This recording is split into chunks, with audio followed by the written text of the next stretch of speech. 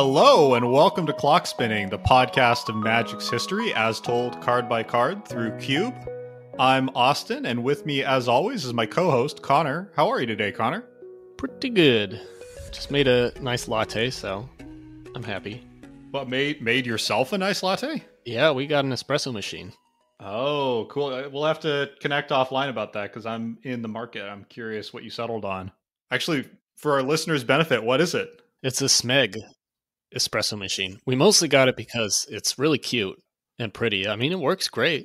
Makes good coffee. I just got back from how to brew better coffee at home class, so I feel like we may need to do a... Yeah, how was that? It was awesome. I learned a lot about pour over. I didn't think there was as much difference, but there is. Every single cup from a different pour over dripper tasted very, very different. Like using a different device?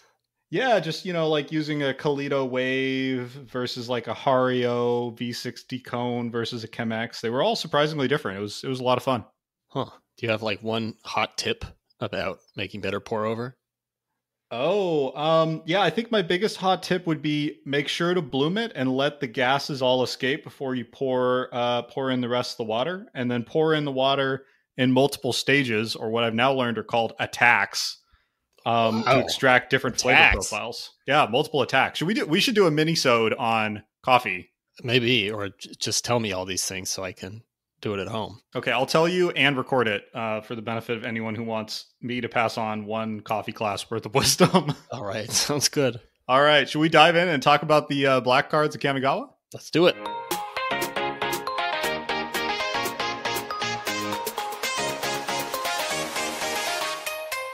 All right, first up we have Ashen-Skin Zubera. 1 in a black for a 1/2 Zubera spirit. When Ashen-Skin Zubera dies, target opponent discards a card for each Zubera that died this turn. We have already done a 1 hour dedicated episode just on the Zuberas, so we're not going to rate this Ashen-Skinned fella. We gave him a meh and 2x, and I don't think we're planning to change our minds week to week. So should we just move on, Connor? I think so. I'm glad he comes right at the beginning, because now we can just say, if you missed the Zubera special, just stop right here and go back and listen to that, and then you can return after you've gotten all the Zubera wisdom. Yeah, it's a mini episode by our standards. It's only 50 minutes long, 50 minutes long. Yeah, under an hour. Yeah, so boom, just easy peasy, simple discussion of these somewhat iconic cards. Yeah, just bust that out, and then you can come back and hear us talk about Befoul. 2 BB for sorcery, which destroys target land or non-black creature, and it can't be regenerated. So this is the first of quite a few removal spells that we're going to have in black. Of course, this kind of hard removal is a big part of black's color identity. But this is an interesting one because it can also target land, which is something you don't see too much anymore, especially in black. Yeah, it's funny. It used to be a larger part. Well, I mean, it used to be a part of the game, right? Which it really isn't today. Land destruction, I mean. But yeah, if you go back to their early days of Magic, probably the best land destruction spell in the history of the game is Sinkhole, which is BB, destroy target. I think it's just land, not non-basic land. And yeah, you had a kind of steady, not huge, but steady stream of black land destruction spells up to, I wouldn't be surprised if this is the last one. There might be one or two after this, but this might be the last black land destruction spell. Yeah, certainly a waning period in black's land destruction potential. I feel like the question with Befoul and with the many other removal cards that we're going to see is just how much removal we want black to have in the cube. At 4 mana, this isn't the most efficient creature removal, especially because it can't target black creatures, and it's a sorcery. Mm-hmm. But I think the fact that it can also destroy land makes it so it has some real potential. But I feel like there's this difficult question we're going to have to sort out of how much hard removal we want to have. I think it is an interesting question, and I think this is one of the weaker ones. The Doomblade thing is funny because you read it and you go, well, it's only one of the 5 colors that's missed. But, the number of times where that's relevant or always feels higher than it should. Yeah. But I do think having the ability to hit a land, too, here is pretty meaningful upside, actually. The color fixing is not abundant in the block. We'll probably have more of it than it did originally as printed. But still, I think the ability to knock your opponent off a color as an alternate mode is pretty nice. It is interesting, talking about sort of not being able to target everything. I found that there are a total of 10 black cards in the whole block that destroy creatures. Only half of those are spells. The other ones are creatures with some form of activated or triggered ability. Not one of those 5 spells gives just unconditional removal of destroy any creature. 2 of those kill a non-black creature like this. 2 of them focus on either spirits or mortals. We'll see those later, the 2 rend spells. And then one of them only kills legends. There's really very, very little removal that can just kill anything, including black creatures. Yeah, that was kind of, I think, a much more common pattern for the first half of Magic's history. I think it's relatively recently that they decided the feel bad pattern there is something they want to move away from. I think it largely started just from a flavor standpoint, primarily. You know, the first iconic black removal spell in Terror, you know, I think the idea is black creatures are already scary, so they can't get scared. And then it's just carried on from there, even though, honestly, I'm not a fan of it. I think it leads to a lot of annoying situations that you really couldn't have planned around or played around. They feel like bad luck. And we've been pretty down on, like, in all of our set reviews so far, we've been pretty down on cards that, you know, can only target a certain color, or that give protection from a color, or that are just color specific. Yeah, and plenty of chance to talk about that today with Fear too. Yeah, for sure. So, and I think you're right that it just, you know, creates these feel bad moments where, in a way that you can't really control for or build your deck around, sometimes a spell is just not going to work, and it's just going to sit in your hand and feel like a waste. I've been fact checking myself. This is far from the last black land destruction spell print. It's just oh, really? FYI. Yeah, there've been it looks like around 12 since then, so not a huge, maybe 10, not a huge number, but, you know, some. What was the last set that one appeared in? Believe it or not, Modern Horizons 2 had Break the Ice, which is BB, destroy target land that is snow or could produce colorless, and Overload for 4 BB. So pretty unique, weird, almost a sinkhole, like a weird sinkhole-y kind of land destruction spell. You know, so that was just like last year. Yeah, that feels like a callback to Sinkhole. Absolutely. Interesting. Yeah, well, one other trivia note. This is actually a reprint, which I hadn't realized the first time around, but this was originally printed in Urza's Saga and then saw a reprint in 7th and Champion. So it's only been printed 3 times, all with different art. And this is probably the best of 3 not very great pieces. The other 2 are terrible. I think this is fine. I think it's, I have it at a meh, and I'd probably put 2 of them in. It is a little bit pricey. I think the non-black thing will matter, but I do think the land upside is enough. Yeah, I also feel like we should have 2 of them. I said playable, but this was the first card that I rated in black, and I think I was probably too generous because I didn't realize I expected there to be a lot of cards like in blue where they're just awful and you want to get rid of them immediately, and that's not the case. No, it's just the creatures in black. Yeah. So there are more and better spells to come. So I think meh is probably right for Befoul. All right, double meh. All right, let's talk about Blood Speaker. Blood Speaker. Blood Speaker is 3 and a B for a 3/2 Ogre Shaman. At the beginning of your upkeep, you may sack Blood Speaker. If you do, search your library for a demon card, reveal that card, and put it into your hand, then shuffle. Whenever a demon enters the battlefield under your control, return Bloodspeaker from your graveyard to your hand. I found this tough to evaluate because the base rate is not great on his own. You know, 4 mana 3/2 is not getting anybody's blood moving, but the card advantage here I think is pretty real. The demons are all pretty real cards. They're almost all things you'd be pretty happy to cast. The fact that you can recur him and then play him again, you know, it's basically a 2-for-1 or maybe 3-for-1, depending on 2-for-1. Anyway, I like Bloodspeaker. I don't think he's great, but I think he's pretty solid. He fills a spot in the curve, and I like that he sends you on a mini quest to go find some demons. You mean in the drafting process, you pick this guy up, and then you're going to be a little more favorable toward all the demons you see. Yeah, exactly. I'm honestly surprised that he's as big as he is. 3/2 for 4 mana. Like with this effect in Kamigawa, I would expect him to be probably a 2/1 for 4 mana with the ability to find a demon. I really like this card. I don't think it's massively powerful, but I do like the tutor effect and the way that it can help you find demons, which do tend to be a lot more powerful as creatures than most of what we're going to see in black. There are 11 demons in total in the whole block. I think 5 of them appear in Champions. So I like the idea of kind of having this there to pull them out. Yeah, not to cast too far ahead, but there are a couple really good ones. I'm particularly fond of Gutwrencher Oni and Painracker Oni, which are 5 mana 5/4s with with significant downsides, but who also want to have ogres around, and their downside goes away without ogres. Anyway, I think this thing pairs really, really well with those two Oni, and allows Black to be a lot more kind of mid-rangey aggressive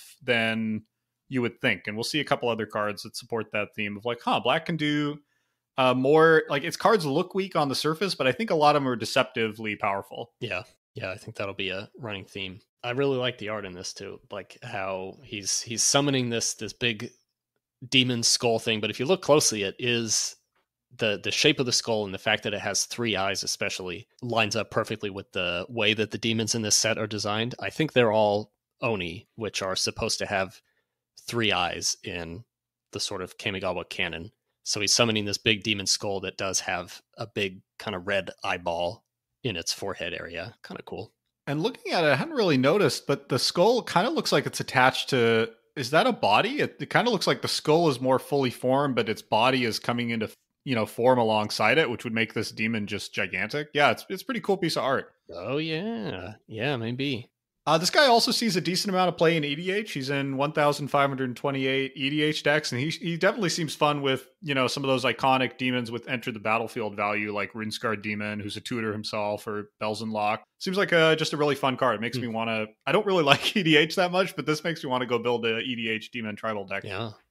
How many of these do you have? I had him at a meh, but I'm now kind of like, is he a build around? Is he a playable? I'm higher on him the more I talk about him, and I kind of want 2 of them because I just really want to have 2 of them and grind out an insane amount of value.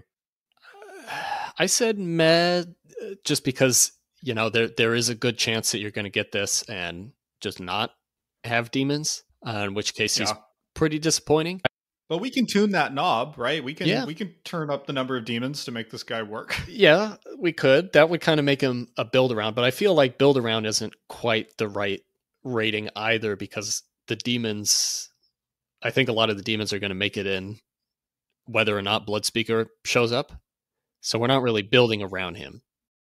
It's funny, I called him a quest card, but I feel like in a way it's the reverse. Like I feel like you don't pick up Bloodspeaker and then go, oh yeah, the demons are good too. It's more like you pick up a demon and go, oh, Bloodspeaker, nice. You know what I mean? Like, it's because if you don't get any demons, this guy, you really hope he doesn't end up having to make your deck, right? A 4 mana 3/2 with no abilities, is pretty bad. All right, maybe it is a 1x then.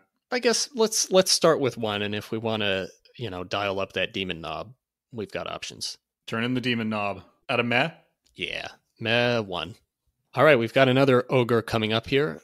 Bloodthirsty Ogre, 2B for a 3/1 Ogre Warrior Shaman. He's got all his bases covered. He can tap to put a devotion counter on himself, and he can also tap to give target creature -X until end of turn, where X is the number of devotion counters on him, but you can only use that ability if you control the demon. So basically, Bloodthirsty Ogre, you tap him over and over again to get him more and more devoted to his demon Oni lords, and then if you've got a demon in play, he can channel all of that devotion to kill your opponent's creatures. It's a cool idea. I really like sort of the flavor of this card, of his increasing devotion, and then once the demon lord shows up, all of his demonic power can be unleashed. It's a very slow process, even if you are able to get a demon out, and if you aren't able to do that, he's just a 3 mana 3/1. I have this guy. I see you have him at Instacut. I have him at a meh, which, admittedly isn't that much higher. But I think for me, I'm maybe more into a 3 mana 3/1. I don't think it's an amazing rate, but I also don't think it's a totally embarrassing rate either. Weirdly, I think he can play the aggressive role if your opponent somehow just doesn't have any good creatures to block with. But I think he might be more of a defensive card that can trade up. There's about 90 4 CMC or higher creatures that this guy can kill. So I feel like in a weird way, he's kind of a defensive rattlesnake, almost like a death touch creature. And then if you happen to be able to play the mini game, then, I mean, if you get to the point he has 2 devotion counters on him and you have a demon, then he's nuts, right? Being able to just... he's like a Kabuto moth, right? He's like an even better Kabuto moth because he can kill things. which is really good, right? I mean, that seems like really, as I say it like that seems really powerful to me. Yeah, I guess what bothers me about him is that, it is more of a defensive card, especially with this whole devotion counter business. So I guess it frustrates me that he only has this one toughness and just dies to everything. He's not even like absorbing a 1/1 spirit coming at your face. So he's there as sort of a 3-power threat if your opponent happens to have a creature out that's that big and attacking. But, if they just have a bunch of 1/1s, he can't really do anything if you are trying to go for this devotion minigame. Before we get to the final rating, what do you think of the art? Because I really like it. Yeah, I think it's really cool. It's sort of like low key. There's a lot less blood in this art than you would expect for a card called Bloodthirsty Ogre. Well, he hasn't started gaining devotion counters yet. Yeah, he's just he looks pretty chill in this picture. For an executioner ogre guy. Yeah, well, he's not doing it yet because the Demon Lord's not here. There's a lot of kind of personality and sense of weight to it. Like the spear he's carrying or axe thing has a lot of weight. His pose is kind of heavy and like kind of looks like his movement would be kind of laborious but strong.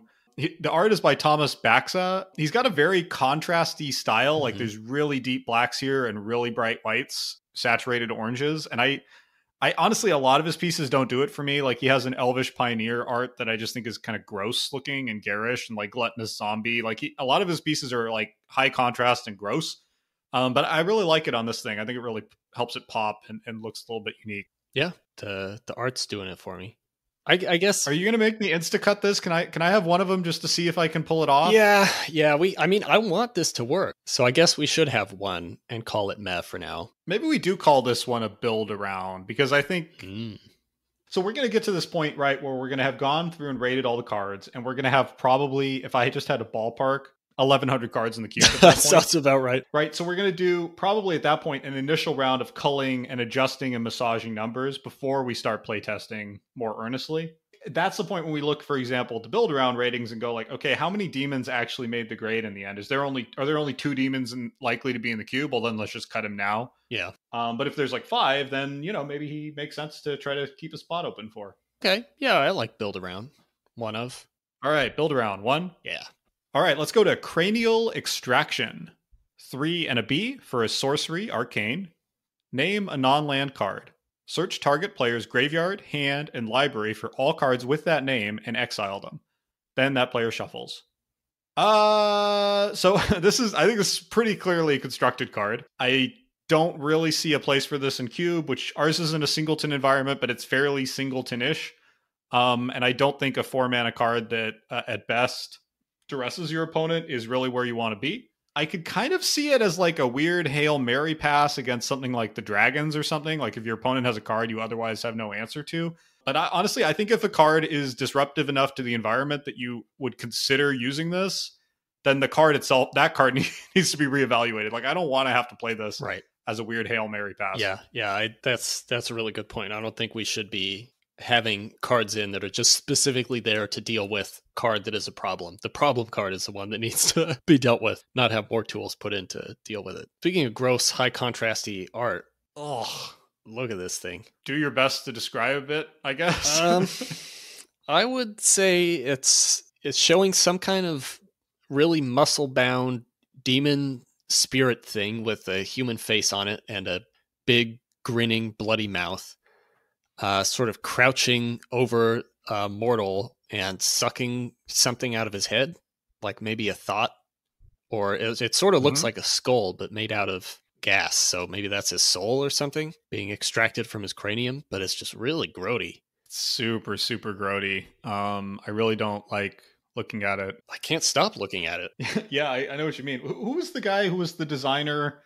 Like the creature designer for Alien and other stuff. It starts with a G. Geiger. It's very like Geiger-esque and it's super, super gross and kind of body horror-ish and just ugh. Yeah.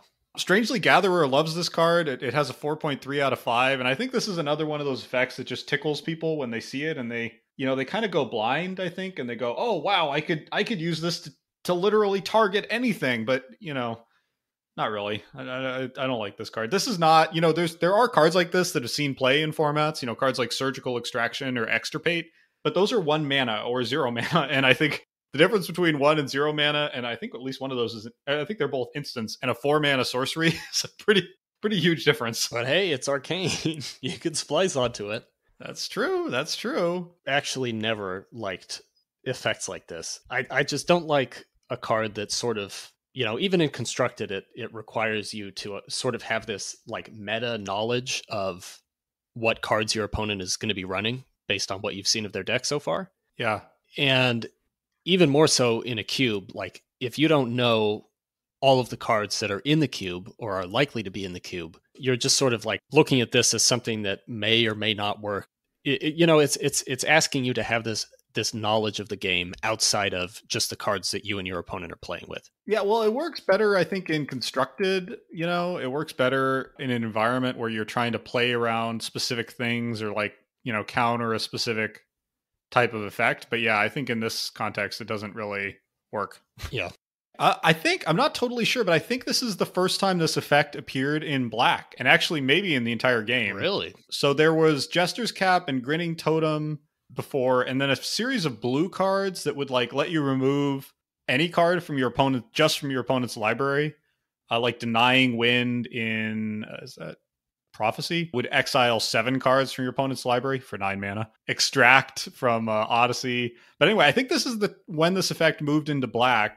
Which is cool because that's now a small but consistent part of Black's color pie, and I like seeing it move out of blue. It's got another one of those examples where Wizards has gradually moved the game from every cool effect being blue to a little more nuanced. Yeah, that's interesting. But anyway, I think we cut this thing. Yeah, I agree. All right, next up we've got Cruel Deceiver, our favorite Deceiver cycle. Cruel Deceiver is 1B for 2/1 Spirit. You can pay 1 colorless mana to look at the top card of your library, and you can pay 2 colorless mana to reveal that top card, and if it's a land, Cruel Deceiver basically gets Death Touch until end of turn. You can only do that once a turn, which of course you'd only want to do once a turn. That really bugs me, by the way. Just aesthetically, that annoys me greatly. Yeah, well, it's got to match up with the other wonderful Deceivers. Yeah. So this is the third card of our favorite cycle of spirits in the set, the Deceivers. They all have this sort of weird, what's supposed to be kind of a bluffing mini game, at least according to Mark Rosewater, of, making your opponent guess, like what's the top card of your library? Are you going to be able to give this Death Touch this turn? They just don't know. You know what this mini game reminds me of? What? The children's quote unquote card game War, where you just reveal the top card of a deck to see who gets the bigger card. That's what these are like. Oh, but Austin, you can pay They're 3 like mana. the least fun card game. You can pay 3 mana to know whether you're going to win the next round of War, or at least get Death Touch. I wanted to go a little deep on this guy just out of hatred. So there are, I believe, 13 1-drops in Magic with unconditional Death Touch, and a further 10 or 15 or something that can gain Death Touch. There are 26 2-drops with unconditional Death Touch, and then, a couple dozen that can get it. And then there's Cruel Deceiver that's like a 2-mana 2/1 that lets you pay 3 mana to sometimes have Death Touch. I think what really bothers me about all of the Deceiver effects is not just that you're paying 3 mana for a possibility, but it's a possibility that you cannot exercise any control over. These abilities don't let you look at the top card and then get rid of it if it's not the land that you want to trigger the ability. You just look at it, and it doesn't give you any way to actually control that probability, which I think takes all the fun potential out of it. That's a great point. As I said, I went way too deep on this guy, and I have further proof, which is some trivia you can all use is that for about 2 years, Cruel Deceiver was errated by Wizards to actually get Death Touch. Like if you read the card, it doesn't have Death Touch. It has whenever this deals damage to a creature, destroy that creature. So it's a triggered ability. And so when Death Touch first became a thing in Future Sight, it was printed as a triggered ability. And then they realized that created all kinds of weird play problems and confusion. So it would move to a static ability, at which point this was errated back. So I want you all to use this trivia to just dazzle your friends at cocktail parties, impress your date, take this away and really ponder it. I think my wife's going to be pretty thrilled to hear about this. Oh, I should go tell my wife right now. It's a good call. What do you think of this guy? I think he's a little bit better than the others, just being a 2-mana 2/1 spirit. That's actually what makes me hate him most is that I hate trap cards. Like I think I've said this a few times. I don't like cards that you read it and they kind of do something very different from what they seem to do on the surface. And I think this guy's a classic example. If you read him and it's like, this is terrible, I hate it. But if you just read him as a 2-mana, 2/1 spirit that can get you soul shift value and then has an occasional ability that might matter sometimes, I suspect he's tolerable. But I'm reluctant to tolerate him because I don't like the confusion that creates in the drafter and the like gotcha moment for the, players who are new and don't understand this like weird 5D chess thing they're supposed to do. Well, he's deceiving you. So of course you don't like it. You've really got me on that. That's one. His whole job. Okay. Is this the one Deceiver we include in the cube just as a sop to the Deceiver fans? Oh, I don't want to go quite that far. Oh. I don't want to take it so far that he actually makes it in. How many other 2-drop black spirits do we have? Now that's a good question. Well, of course, we got our buddy Ashen-Skin Zubera. Mm-hmm. We have Wicked Akuba coming up late in next episode, which is very good. And we have Deathknell Kami, which is not very good. So one of basically 3 semi-playable black spirit, 2-drop spirits. I feel like I'd rather just use that space for Zuberas, right? If we just want to dial up and down the amount of random black 2-drops, wouldn't you rather have more Ashen Skins? I mean, I guess you can't have 7 Ashen Skins. That just gets bizarre. I mean, I always want more Zuberas.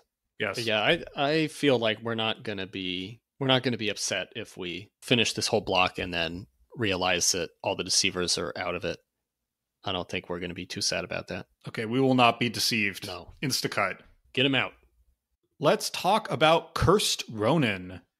3 and a B for a 1/1 human samurai with Bushido 1. And as a reminder, Bushido is when this blocks or becomes blocked, it gets +1/+1 until end of turn. And then black, Cursed Ronin gets +1/+1 until end of turn, aka the Shade ability. So we got a 4-mana 1/1, Bushido 1, and it's a Shade.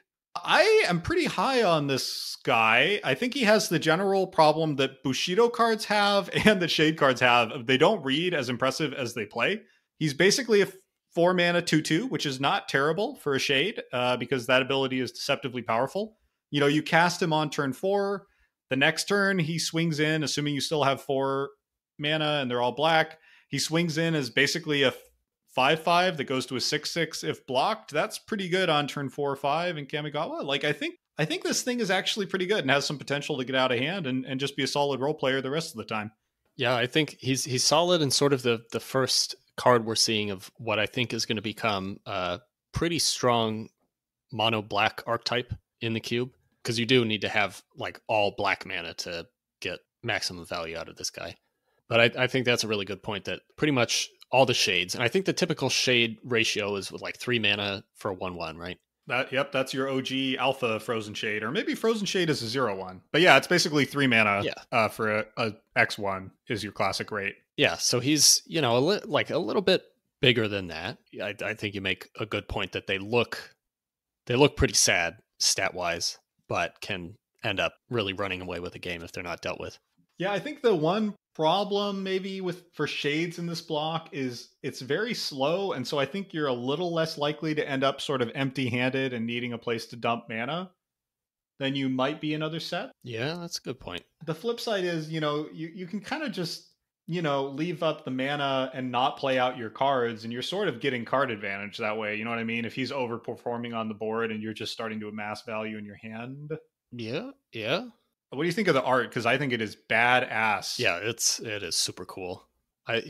First off, he's a samurai in black, which is pretty cool. One of only 6. Yeah, already cool. 6 samurai in black in the whole block. He's standing with a big kind of bandit sword in this really tattered, like worn down armor, standing in the foreground of these swamps. There's a ruined house in the background and sort of these dark clouds all around him. And it looks like he's just slain a kitsune, and he looks pretty angry and evil.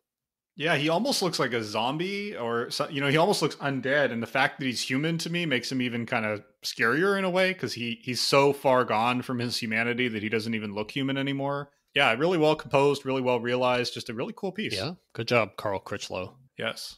I had this at like a 2x meh, but I think to me it's starting to feel more like a 3x as I think about it. I feel like he does a lot of what you need him to do, and he's just a solid role player. Going big on the Ronin. I felt like he was playable rather than meh, but I also said 2x.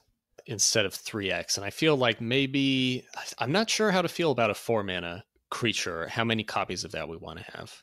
Yeah, it's true. It's a more competitive number, I think. And I still think on balance, in a lot of cases, you're going to rather have a spirit at that same cost in black, because Soul Shift is such a big part of that color's identity. Right. Or it's something that, just something that comes in a little bit bigger by default than this guy. Yeah, maybe we start him at a 2, and if we're like, we just need another kind of space-filling 4-drop, he can move up in the world. I doubt he gets cut completely, though. I think he's pretty solid. I think so, too.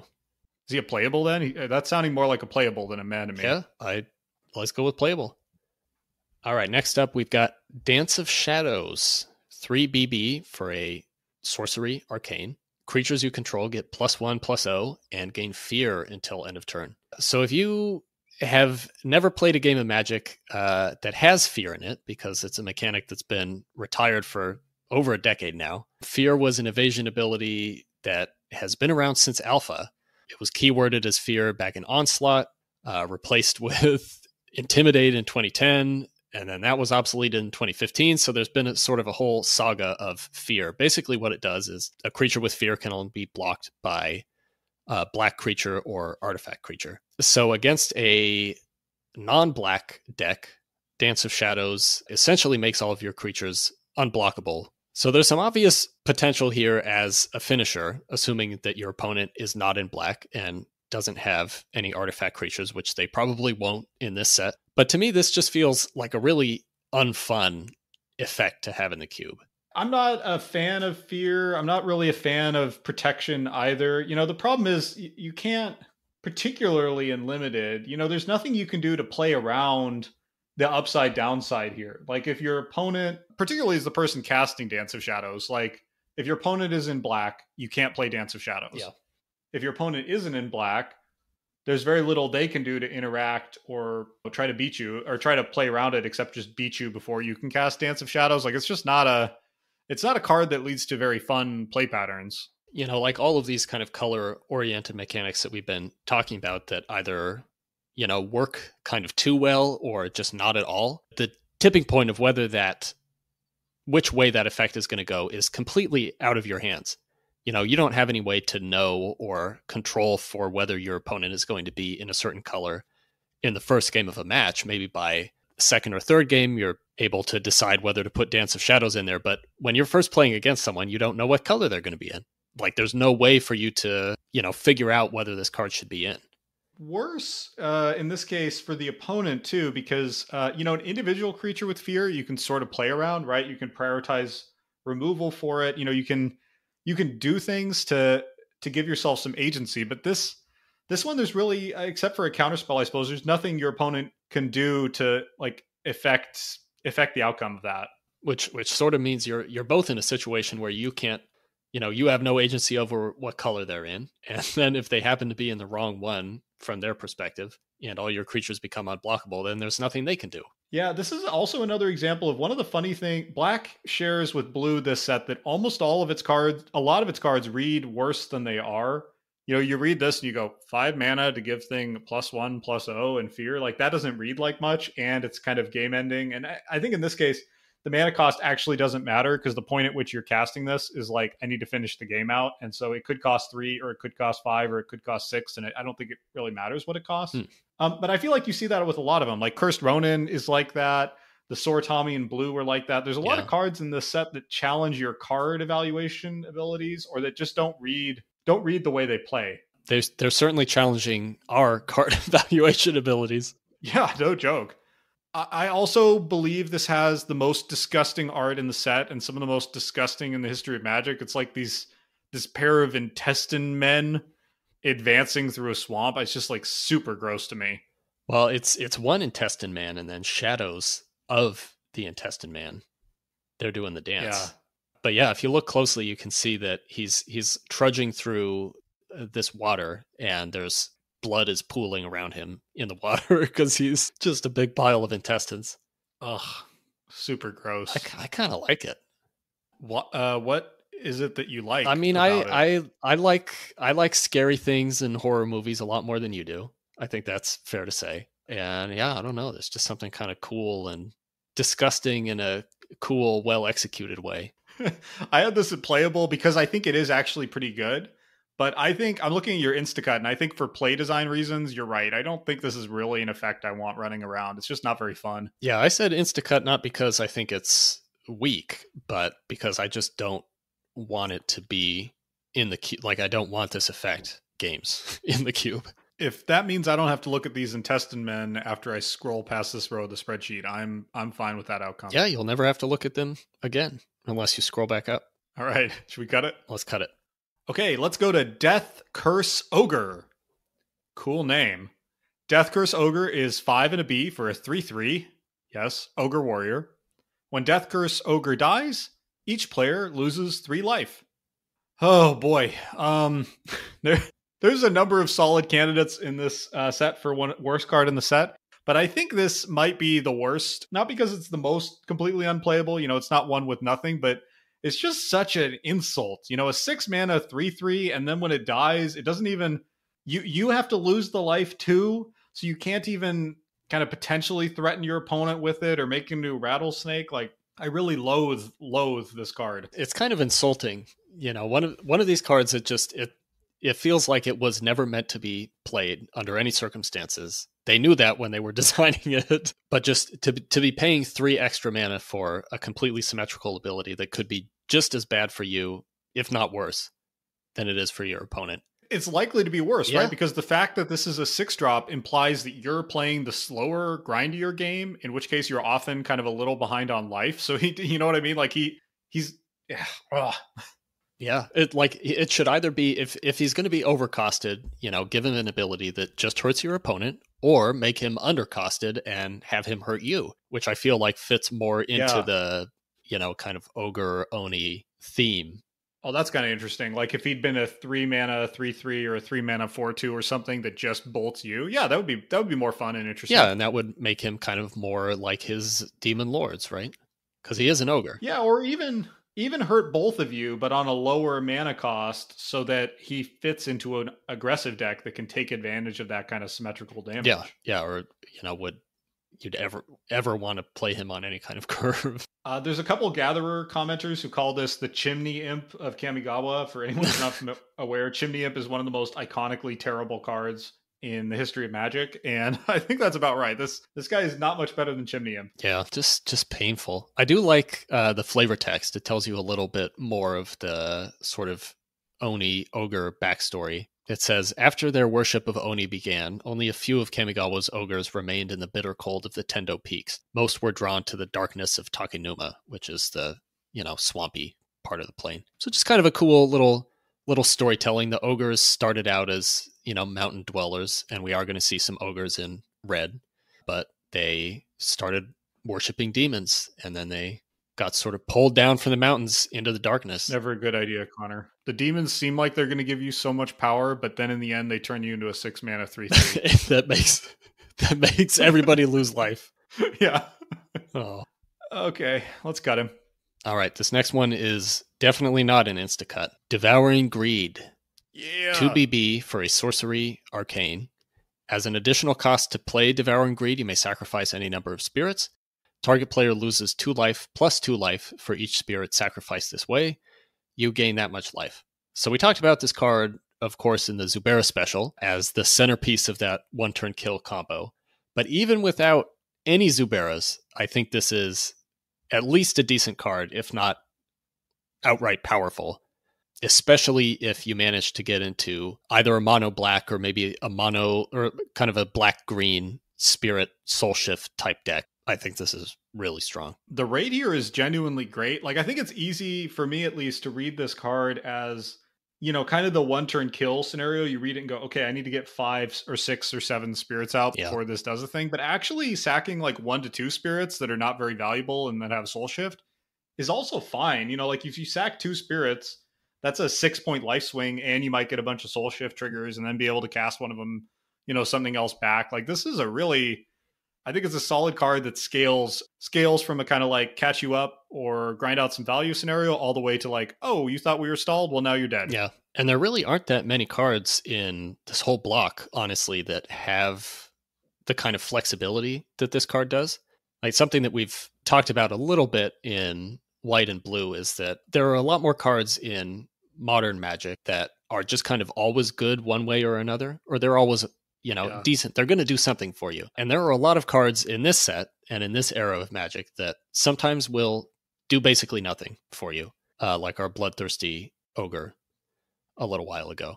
And this is one of the rare cards, I think, in this set that has it's scalable. It gives you options of when to play it, how much power you're trying to get out of it, whether you need it to just kind of gain some life and keep yourself in the game, or to finish your opponent off, or to just get them low enough that you can do something else. It's pretty wild to me that this was printed at common. Like, we weren't playing limited back then, but this seems like a really kind of strong and disruptive effect to be at common. It feels much more like an uncommon to me.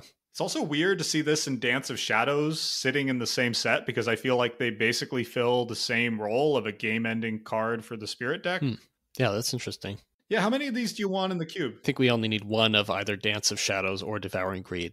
Of course, it's going to be Devouring Greed, and I think we want 2 of them. Yeah, 2 seems fine. I can't imagine you want too many. I think this is... It does have a little bit of the Dance of Shadows problem of like, oops, I'm dead, right? Yeah.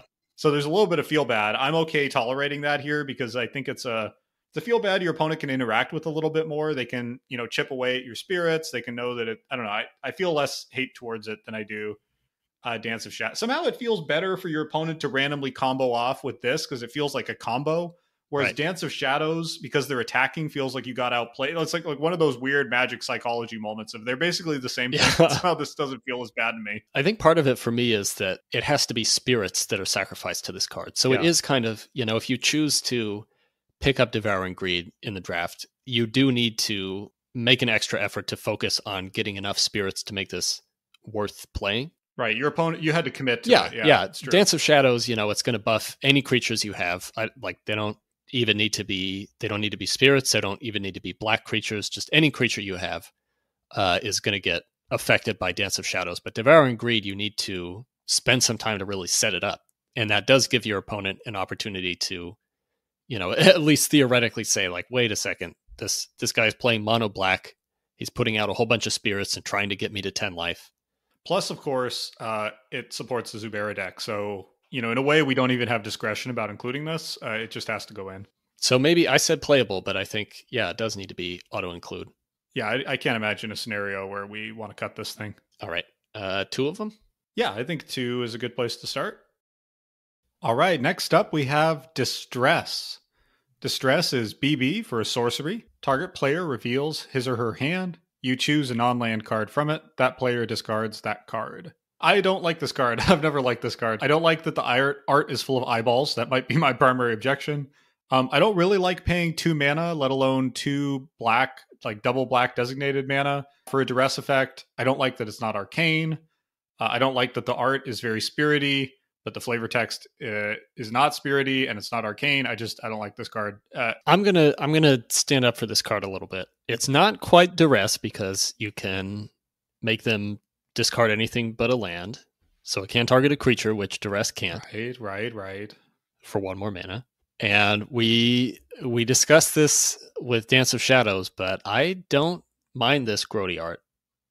It's kind of cool. I mean, it's not like Dance of Shadows level of distressing for me, but it's also not... Doesn't it bug you, though, that it looks like such an arcane spell? That does bother me. And yet it's not? Like, shouldn't this be arcane for play reasons? It feels like the elements of this card didn't quite all come together. Like, the art, these look like some kind of gross kami is wrapping its tendrils around this poor distressed man. But that doesn't line up with the fact that it's not arcane. That doesn't really line up with the flavor text about sacrificing Oni, about like ogres sacrificing humans. Yeah, it's just kind of jumbled a little bit. I can see why you're bothered by it. I don't think it's too terrible, though, is it? I don't think it's too terrible. I do think like the difference between 1 and 2 mana for these effects is really large. I feel like there's a pretty good chance that by the time this comes online, a lot of its best targets have already been cast, and that spooks me a little bit. These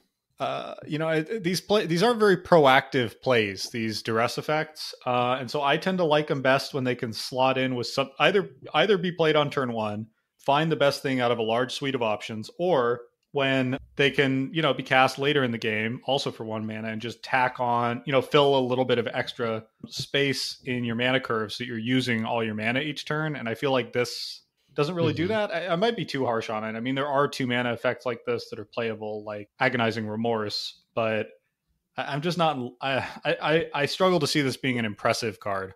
Yeah, I don't think it's gonna, blow the doors open, but I think I'm a little bit more favorable to it because I'm envisioning this kind of mono black archetype, and we are going to see some other cards that do require, like Cursed Ronin that we looked at, really needs to be in a mono black deck to shine. So I'm not as worried about the double designated. Yeah, I mean, I'm fine with trialing 1 or maybe 2 of them. I think my Instacut here is a bit harsh, but I don't. I doubt this is going to feel that great. I feel like it's going to clog up your hand in a lot of games and just not be super impressive. Although the fact that this can hit a creature is highly relevant. Yeah. Except for that many of the creatures, there's a lot of soul shift going on. There's a lot of recursion going on. So going to the graveyard. If this exiled, this would be, I think, quite great. I think with discard, it's a little less good. Yeah, that's fair. I mean, should we try one of them, or because there is plenty of discard in black in this set, and we don't need to have all of it. Well, you're our discard fan. What discard speaks to you more strongly? Like, does discard speak to you? I feel like we should let you have it in that case. I mean, it doesn't speak to me as loudly as some of the other discard effects that we're going to be seeing later on. This may be the only one that gives you that duress ability of seeing your opponent's hand. And well, except He Who Hungers, but that's a much more niche and specialized effect. I'm fine if you want to put 1 or maybe even 2 of them in. I'm totally fine with that. I feel like let's try one, and I'm sort of wondering if it's going to end up just being, a little useless, something that you never end up picking. But let's try it. Okay, sounds good. Before we move on, I want to read the flavor text because I'm not a huge fan of it. Today I asked Master Dosan what the ogre mages did with the humans they sacrificed. He gave me a hard look and said to think no more on the matter. Meditation Journal of Young Budoka. I'm not a huge fan of that because the art doesn't really look ogre-y. And also to me, discard doesn't really feel like something's being sacrificed or killed. Like there's just a disjointedness there that is slightly irritating. Like I think discard is typically more about sanity, right? And kind of mental state than it is about death. Right. That's what the art in this card is showing too. Yeah, sort of the whole, like all the elements of this aren't really coming together very well. Yeah, this was reprinted with the same art in 10th edition and with, I think, much more usable flavor text. They say the eyes are the windows to the soul. I like to break windows and take what's inside. Braids, Dimension Summoner. That's pretty good. I like that, A, because it fits really well, and B, it quotes Braids, which is great. I love Braids. Yeah, that's a lot better than this Distress.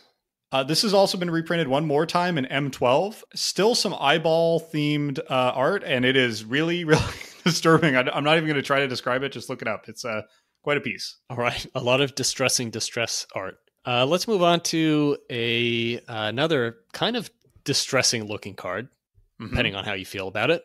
Gibbering Kami. 3B for a 2/2 spirit with flying and soul shift 3.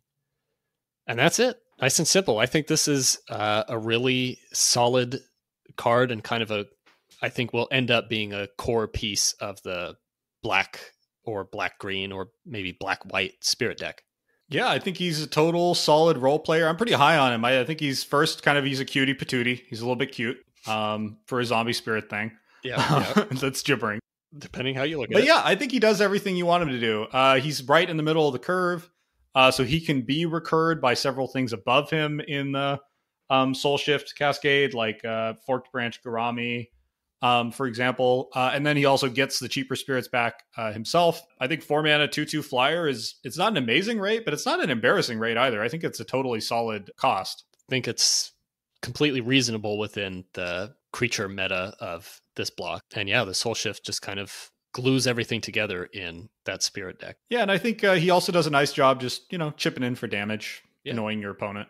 Yeah, how many do you think? I said 3, and I had him at playable, which playable we often treat as kind of a high rating. I think in this case, I don't mean that he's great. I just mean he's solid, and I don't see any scenario where this card gets cut. Yeah, I said exactly the same. 3 of them, and playable for basically the same reason. Like he's not mind-blowing, but I think he's always going to have a place. All right, let's let the little fellow gibber his way into the cube. Gibber on in here. All right, let's talk about Gutwrencher Oni. 3BB for a 5/4 Demon Spirit with Trample. Whoa! At the beginning of your upkeep, discard a card if you don't control an ogre. I think even with that downside, I think this is a proper, powerful big boy. Like a 5/4 Trampler for 5 is just off the charts on rate in this set. And while it comes with a downside, I think the downside here is pretty tolerable. Even if you end up having to discard a couple cards and you get Hellbent, getting in there with a 5/4 Trampler that is going to trade with all, I don't know what, 70% of the card creatures in the block. Like this is a big thing. It's usually going to 1-for-1 in a lot of cases. So you may never even need to discard. I don't know. I just think this is great. Yeah, I think especially, being in black where you're probably going to have some more Soul Shift and some more graveyard interaction type effects. Like discarding a card is not that bad.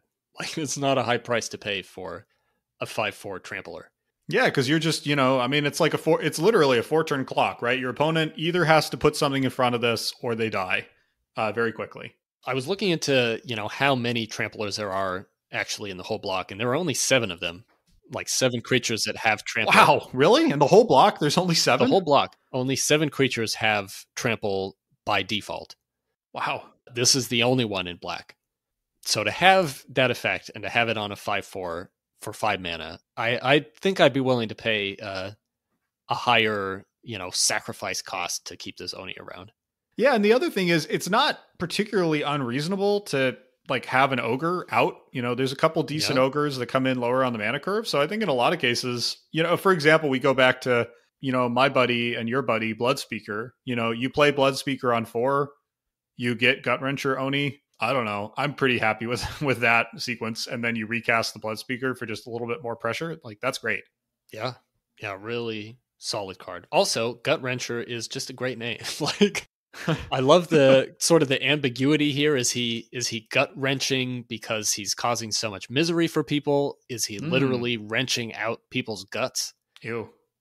We don't know. And it looks like he could be doing both. We're seeing a gross loving side of you here. We really are. I mean, we're seeing a lot of grossness in the art so far. Are we like 12 for 12 on gross here? Have there been any non-gross cards? I guess Bloodspeaker isn't that gross, but I think apart from that and the Zubera, they've all been pretty gross. Yeah, there is a lot of gross cards, a lot of guts. So good stuff. I like his necklace. It's like kind of like a hippie bead necklace. Yeah. He's got a softer, more spiritual side to him, I guess. Yeah, he's got the long sort of white hair, it looks like. Another chill dude. Yeah, he's just another kind of surfer guy down there. He does kind of have surfer vibes. Yeah, he's got a surfer vibe. Yeah, he kind of, I live in LA. You go to the beach sometimes, like Muscle Beach or something. Yeah. And sometimes you see guys like this, kind of on the older side, long hair, muscle bound, very, very tan. Beaded necklace. He's checking all those boxes. 2 foot tall, 2 foot long horns. Third eye in the forehead. The way he's clutching his hands, like you could pretty easily alter a surfboard in this art. Like he kind of looks like he's cradling a surfboard. He does. I want someone to do that. He kind of looks like his board just broke and he's mourning that'd be it. such a bummer. What a gut wrencher that would be. What a bummer, dude. All right, we gotta have this guy. Yeah, he also makes me want to, the block after this had Hellbent as a signature Rakdos mechanic, a pretty terrible Rakdos mechanic, to be honest, but like, this makes me want to go build a casual 60-card deck that's got Rakdos cards and Gutwrencher Oni and, Bloodspeaker. It's just a card that seems fun to play with. Yeah. Well, I think we'll have fun with this guy, this dude. Yeah, how many Gutwrencher Onis go in? He feels kind of... he feels too powerful to me to have more than maybe 1 or 2 of them. Plus, he's a 5-drop. Yeah, I agree. I said 1. I think you don't want to have 2 of these guys running around. Okay, yeah, let's start him at 1. All right. I have him as an auto include. I just can't imagine cutting this. Do you feel differently? I mean, I started out as playable, but I think you're right that he's an auto include. I think he's gonna stick around. All right. Next up, we've got He Who Hungers. 4B for 3/2 Legendary Spirit with flying. Has this ability, pay 1 colorless mana and sack a spirit. Target opponent reveals their hand. You choose a card from it, and they discard that card. Play this only anytime you could play a sorcery. And he comes with Soul Shift 4. Amazing name for this card, He Who Hungers. Pretty awesome art. Pretty cool, recurring discard effect that you can trigger. 3/2 flyer. Soul Shift 4. Like, he's checking all the boxes for me. I think this card is just great. It's notable that it doesn't say non-land card. It just says choose a card. So, yeah. I mean, you can really strip your opponent out of whatever resource they're most constrained on at the time that He Who Hungers heads to the buffet. And he's hungry. he is hungry. Speaking of hungry, I love the art here. It's like this he's kind of a simultaneously a rib cage and a maw sort of creeping across the swamps. And he's got there's like these blue spirits inside the rib cage maw. And it's kind of hard to tell, like, is he consuming them? Is he incubating them? Is he protecting them? Like, it's really ambiguous and spooky, but not in a like, oh, this is gory and gross, just like in a kind of an understated way. I really love. It's menacing. Yeah, he creates this impression of just sort of this mindless force, just constantly, sweeping across the swamps, devouring anything in his way. It's kind of funny that, this has like an actual, gendered pronoun in it. He who hungers, what is basically a floating rib cage. The other thing with the art here is this is by Kev Walker, who's, one of the all-time great Magic artists. He's done hundreds and hundreds of pieces. I feel like I kind of had Kev Walker pigeonholed in my head as the artist for like Wrath of God and Damnation. Really talented, but leaning towards kind of photorealism and maybe less imaginative on the kind of fantastical creature composition side. But this piece has absolutely proven me wrong. I think this is just a really, really strong piece that's still very distinctively Kev Walker. It's still got some of that photorealism to it, but it's also got a painterly quality. I don't know, just a really strong piece. I'm glad he has flying, but it bothers me that he has flying because he's clearly like 2 feet above the ground. It's the opposite of the problem with every other spirit in the set that are clearly flying. It really is, but don't have flying. In this case, he's not flying and he has flying. It's crazy making. Yeah. I mean, I guess if he wants to go eat some birds, he can. He's got options. That's true. Yeah, he's got some gravitational. He's got some lift. I think that I called this an auto include because I love the flavor of it so much. I really like sort of how many different things there are to think about on this card. That it's it's a 3/2 flyer, so it's getting in for damage. On its own. You've got this sack of spirit effect. To force your opponent to discard anything for just 1 mana. You can do that any number of times per turn if you have enough spirits. And he's got this Soul Shift just sort of like stuck on there at the beginning. No explainer, text, or anything like that. Just Soul Shift 4 right at the bottom as like an extra little kicker to make you pay more attention to him. I don't think his power level is this high, but he reminds me of a more modern Magic card, honestly. Just the amount of complexity in the design and also the number of different sort of modes it shows up in and the way it kind of guarantees you value. It feels different than a lot of other Kamigawa cards, which largely do like a thing. And yeah, you're right. He Who Hungers is kind of, he can be a little bit aggressive if you need him to. He can hold back and play defense. He can strip your opponent's hand. He can create some value. He's a bit of a Swiss Army knife. Yeah. And I think that's a rare thing in this block. EDH rec report. Poor He Who Hungers is commanding a mere 21 decks on EDH rec, which I think is a crime. I think he's far too cool to be. I mean, I kind of see why. It's like the essence of a kind of 1v1 card. This is why I'm not a huge fan of Commander. And these cards like this are why. Like, this card is so cool, and yet it just doesn't have a place in that format. Because anything that is 1v1, he just doesn't have, can't make it on rate. All right, I'm fine with your auto include. I had him at playable just because I think on power level, I don't think this is unbelievably strong. I mean, this thing isn't a dragon, but I do think it's very good, and I wouldn't want to cut it. So I'm fine going to auto include.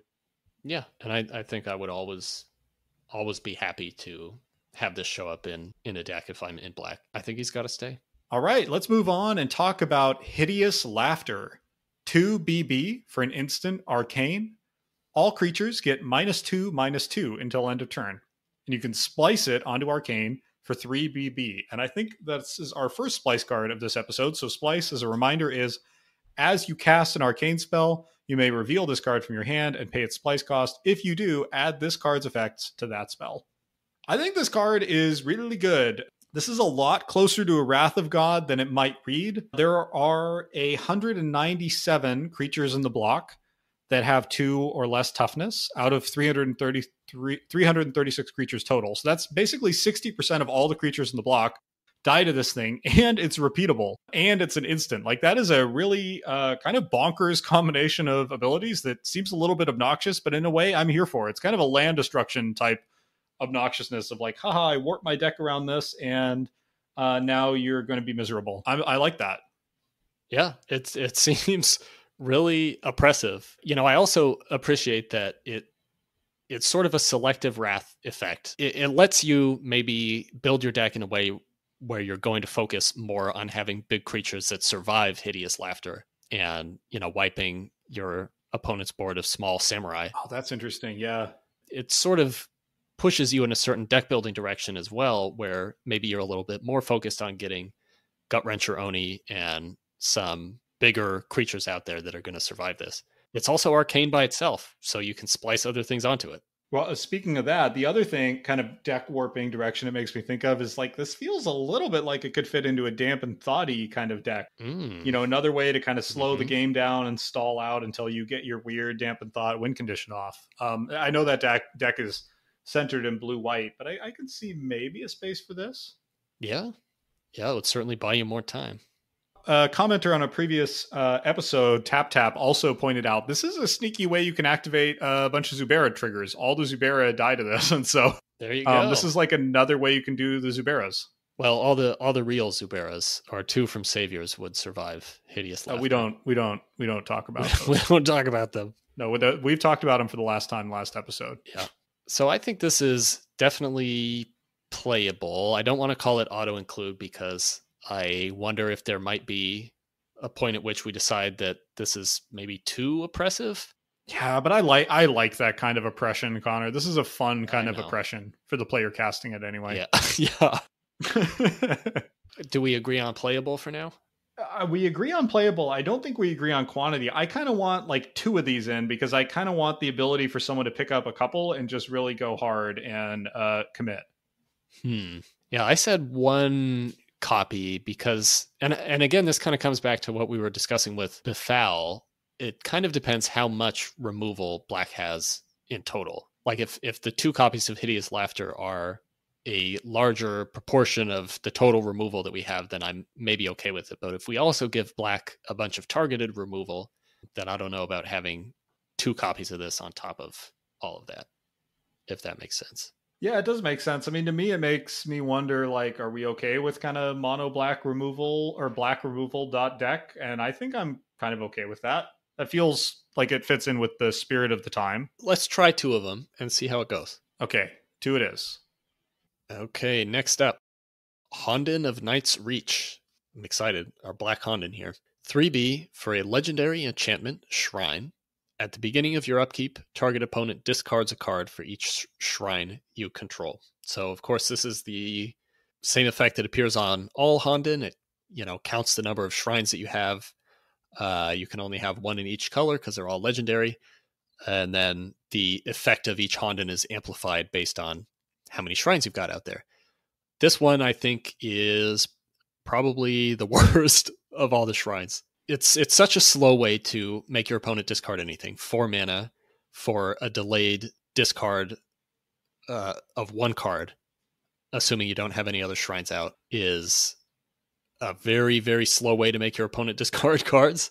Yeah, the first discard happens basically on turn 5 of your turn. Right, because it doesn't trigger right away when you play it. It happens on the upkeep, so you've got to wait for your next turn to get any kind of value out of this. I could sort of see a situation where if it's a really grindy game and your opponent doesn't have any answer to the Honden, then it, is maybe forcing them they're down to 1 card in hand and you're sort of forcing them to play cards at suboptimal times or just lose a card if they're not able to play it for whatever reason.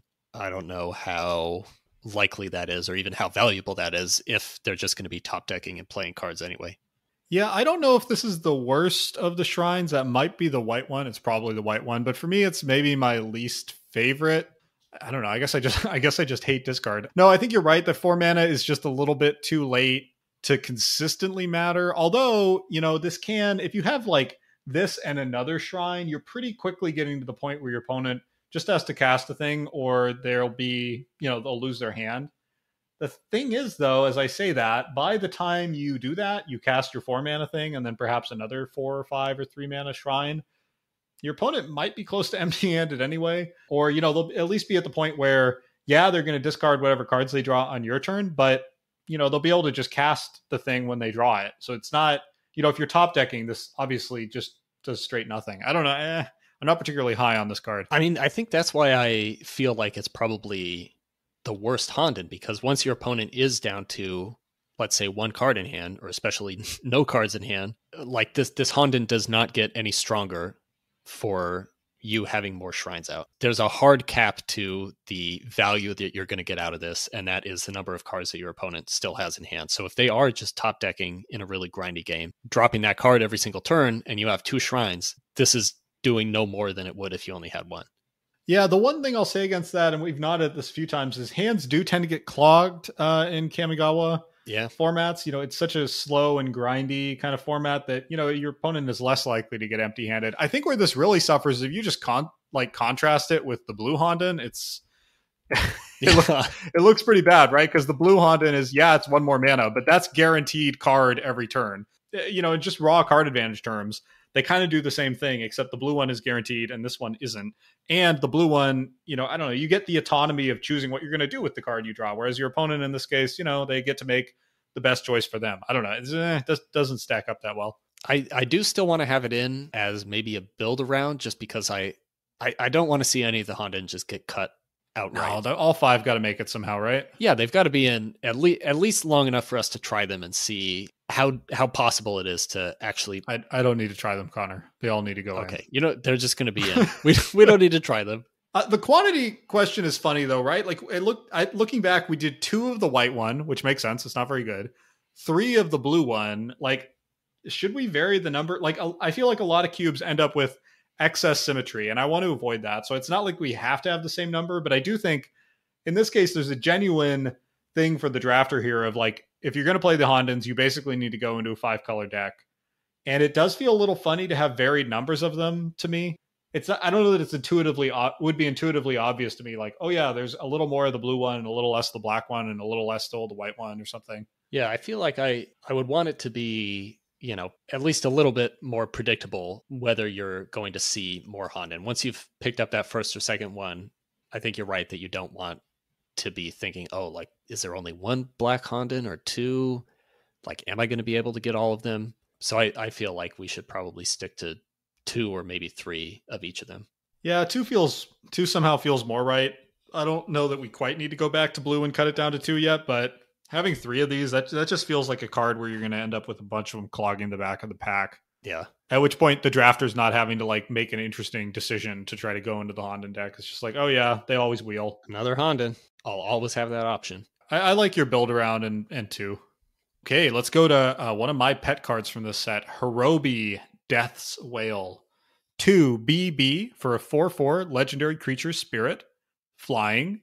Whenever a creature becomes the target of a spell or ability, destroy that creature. So 4 mana 4/4 flyer with this really unique ability. I love this card. It's such a interesting. It's one of those cards that you just look at it and you go, yeah, I want to build a deck around that. That seems really cool. That seems really powerful. It really like tickles your brain.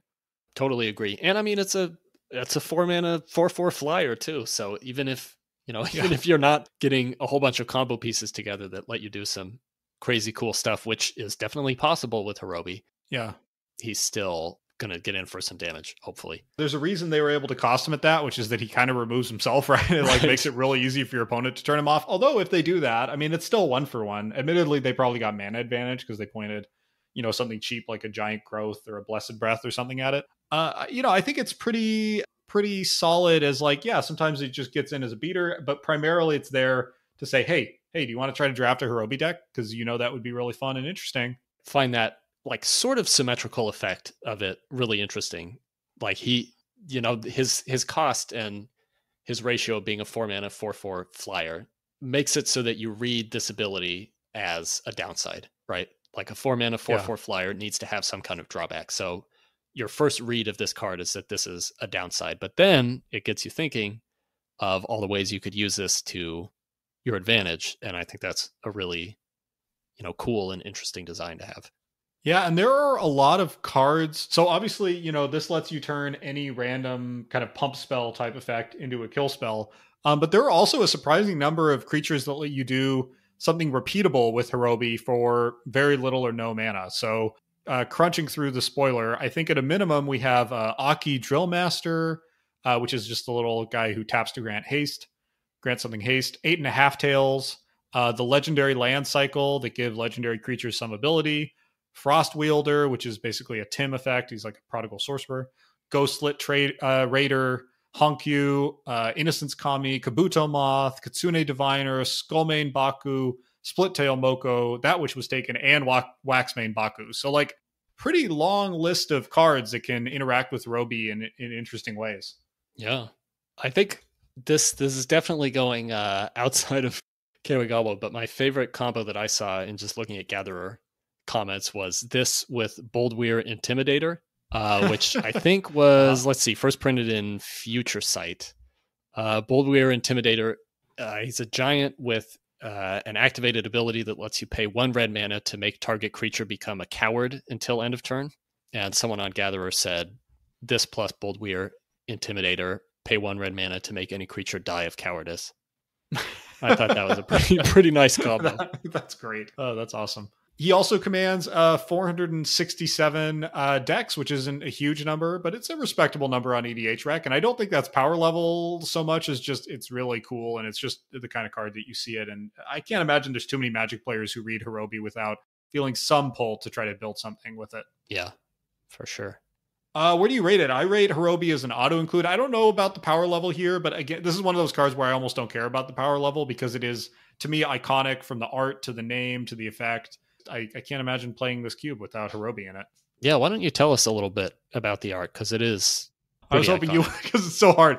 Okay, so it's kind of got an almost engraving quality to it, or it's not at all photorealistic. Okay, so Horobi is a kind of almost like an ox / human skull, like a screaming skull, almost like the Scream mask with horns on it. And then he's got this billowing pink-purple robe behind and around him, and these flaming kind of, I think they're those little prayer notes you put up at a Japanese shrine, swirling around it. And then on this background that, actually it's a very funny background. To be honest, it looks a little bit like a photo of some trees was put through a 2003 Photoshop filter. It looks exactly like that. Yeah. So the background's a bit of a letdown, but the front part with Horobi is great. He's so iconic and so kind of abstract looking. He doesn't really look like embodied in the art, and in this case I'm okay with it just because it makes it seem more spirit like and fantastical to me.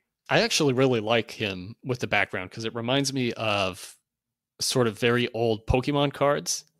Oh yes, I totally know what you mean. Yeah, you know, you'd have like a hand drawn or hand painted image of the Pokemon just sort of slapped on top of like a holographic effect, or even something that looked like maybe a kind of blurred photograph. Like a low budget anime. Yeah. Okay, now I'm wondering, what does this look like in foil? I feel like with all these whites and purples, this must have really popped in foil, because foils were better back then. Let's be real. They did a better job picking out parts of the art in foil and just making them look cool, which is why foils from the set are mind-blowingly expensive. We might have to start saving up for a foil Horobi. Yeah, let me go. Well, first, I was on YouTube just now trying to find a foil Horobi, and I didn't find a video one, but I did find the top video on YouTube is called "Please Don't Build a Horobi Deck," which makes me really sad. No. I know. Who is this person? Who are you? Eric Dragon Highlander. Okay, that's a great name. Eric Dragon Highlander. Hello. EDH. Whoa. Okay. Yeah. But Eric, write in and tell us why. We're not going to watch your video. You need to write in and tell us why not to include him. Defend yourself, Eric. Oh, wow. If you want a foil, it's going to set you back. Going to set you back $42 potentially for a near mint copy. Wow. But, you can't put a price on happiness or on death. Auto include? Oh, yeah. All right. All right, this next one is I think we both feel a little less favorably about, but it's another legendary spirit. We've got Iname Death Aspect, 4 BB for a 4/4 legendary spirit. When he comes into play, you can search your library for any number of spirit cards and put them into your graveyard. If you do, shuffle your library. So this is one of our rare enter the battlefield effects, and definitely an interesting one. But I think the problem with Iname is that there are just not that many cards in the block that let you take advantage of this in a big way. I think that this effect is sort of meant to be paired with Iname Life Aspect, which is sort of the green version of this same creature. Kind of a cool flavor thing there. The Life Aspect lets you put any number of spirits from your graveyard into your hand when it dies.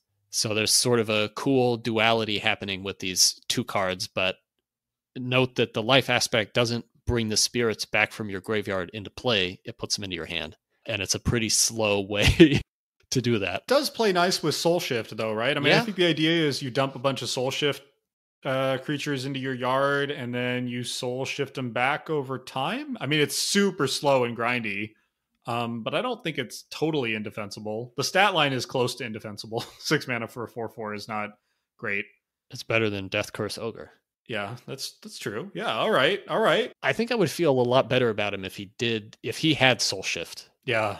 Yeah, it's funny that he doesn't, because I feel like he could, and that would be totally okay. Yeah.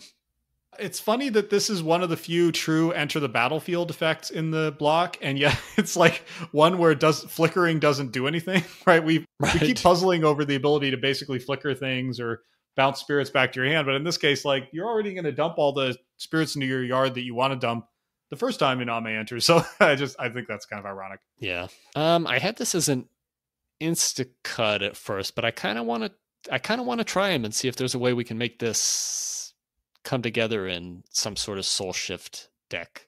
Yeah, I also feel like that. I wouldn't be surprised if it gets cut, but I think it's worth trying as a okay curve topper for the Soul Shift deck. I do worry it's just like way too slow, because of course you get the things and then your things have to die and then you have to recast them. Like, a lot of things have to happen for this to matter. But it's I'm willing to give him a shot. Yeah, I think we should. We've talked a lot about the thing where spirits look like they should be flying, but this is the poster child. Like, literally 20% of the art of Iname Aspect is these giant bat wings, and yet it doesn't fly. I mean, it's genuinely confusing from a play perspective, because you look at it and you just assume that it's flying. Well, the lower half of the body is this sort of big centipede kind of spine thing. Really gross. Maybe Iname is tethered to the ground by this spine. Ugh. So it doesn't have fly.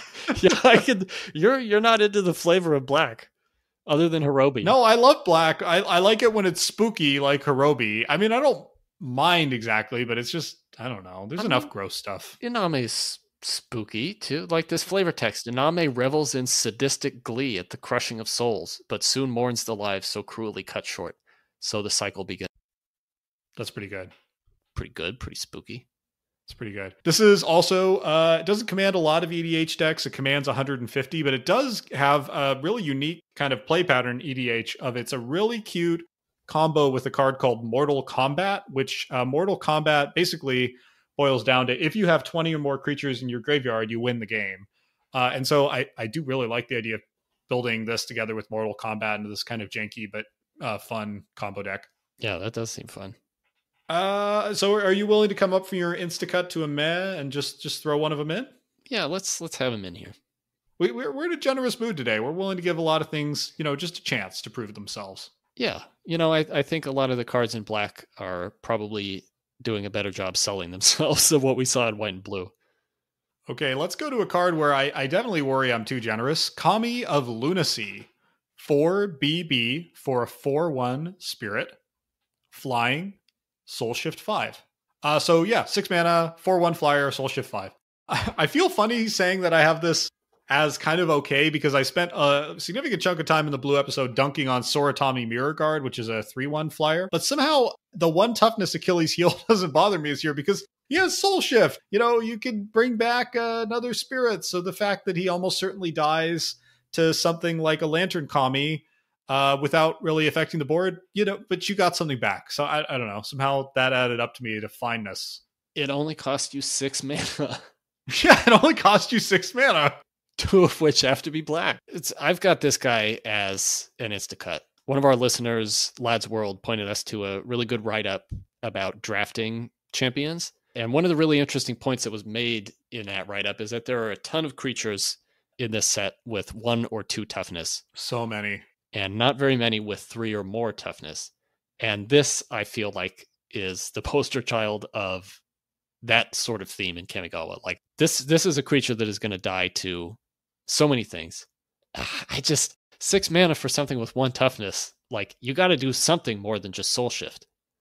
Yeah, I'm inclined to agree. I somehow had this up at like a 2x mana, and I wouldn't be surprised if it actually is kind of okay, just because Soul Shift, it's a curve topper for Soul Shift, but I'm fine with just cutting it. It's not a card anyone's, I think, going to mourn.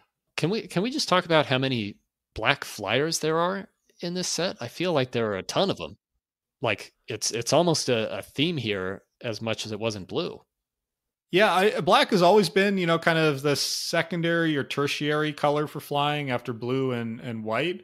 A lot of black cards have flying. Many of the ones that don't fly have fear. There's definitely a lot of evasive critters going on. Although, just scanning the spoiler, I think sort of by coincidence, almost all the black flyers are in the first half of the alphabet. So we happen to be covering them today. I'm looking at the second half of the alphabet, and not a single one of those fly. So maybe that's just like a weird, distorted thing.